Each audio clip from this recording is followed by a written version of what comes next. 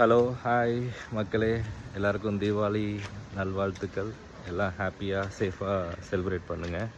எனக்கு ஒரு சின்ன விஷயம் ஞாபகம் வந்துச்சு. ஸோ சின்ன வயசில் பெருசாக ரெக்கார்டிங்லாம் இல்லாமல், யூடியூப் இல்லாமல், இன்டர்நெட் இல்லாமல் இருந்த காலகட்டத்தில் ஒரு 2-3 சேனல்ஸ் தான் இருக்கும் நமக்கு. அப்போ நம்ம கரெக்டாக பட்டாசு வெடிச்சிட்டு வருவோம். ஏதாவது டிவியில் பார்க்கலாம், புது படம் பார்க்கலாம், புது பாட்டு பார்க்கலான்னா அப்பா வந்து பட்டிமன்றம் பார்ப்பாங்க. சரி, ஓகே, நமக்கு வேறு ஆப்ஷன்ஸ் இல்லாமல் பட்டிமன்றம் அவங்களோட சேர்ந்து கொஞ்ச நேரம் பார்த்துட்டு அப்புறம் பட்டாசு வெடிக்க போயிடும். அதுக்கப்புறம் கொஞ்ச நாள் ஆச்சு, கொஞ்சம் வளர்ந்தோம், பெரிய ஆளானோம். அப்போ வந்து நம்ம அதே நேரம் நம்ம சாப்பிடும்போது காலையில் பட்டிமன்றம், நம்ம வந்து அந்த லாஸ்ட் 2 ஸ்பீக்கர்ஸ் பேசுவாங்கள்ல, பாரதி பாஸ்கர், ராஜா சார் பேசி நடுவர் ஒரு தீர்ப்பு சொல்லுவார், அது பார்ப்போம். அதுக்கப்புறம் இப்போ இன்னைக்கு தீபாவளி இந்த மாதிரி டைமில் நான் வந்து எங்கள் அப்பாவை கூப்பிட்றேன், இல்லை எங்கள் பாட்டியை கூப்பிட்றேன், வாங்க அப்பா பட்டிமன்றம் பார்க்கலாம் அப்படின்ட்டு.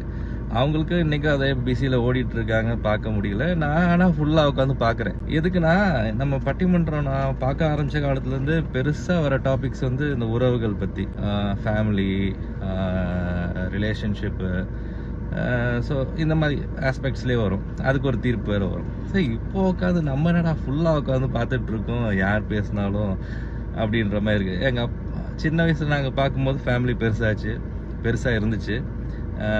அதுக்கப்புறம் நான் கொஞ்ச நாள் கழித்து பார்த்தேன்னு சொன்னேன்ல, லாஸ்ட் 2 ஸ்பீக்கர் பேசுகிறது, அப்போ வந்து ஃபேமிலி வந்து அப்படியே கொஞ்சம் சுருங்கிச்சு. இப்போ நான் பார்க்குறேன் பெருசாக இல்லை. அதுதான் உண்மை. ஸோ அப்போ புரியலை, இப்போ புரியுது. Okay, enjoy.